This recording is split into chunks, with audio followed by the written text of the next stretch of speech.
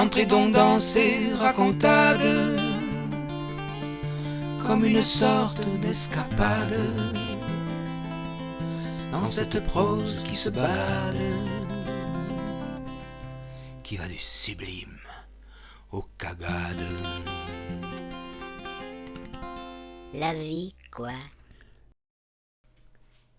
Au nom de Dieu.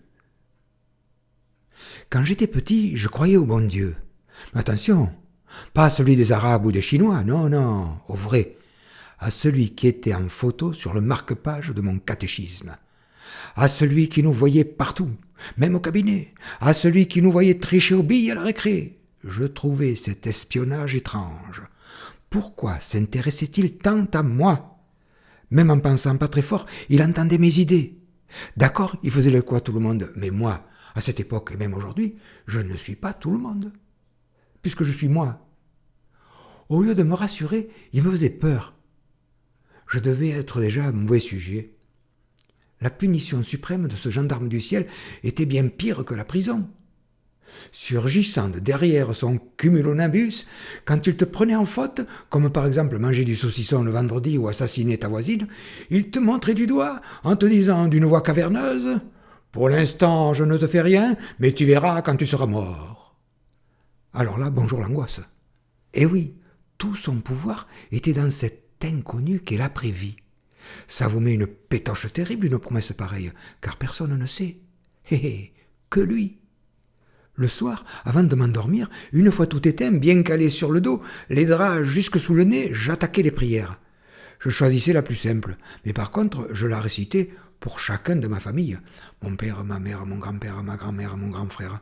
C'était fastidieux, mais comme le bon Dieu était forcément dans ma chambre, de peur qu'il ne m'entende pas, au lieu de les murmurer, je les disais tout haut, en remuant bien les lèvres. Avec le temps, je finis par changer de méthode. Au lieu de faire une prière pour chacun, je n'en faisais qu'une pour tout le monde.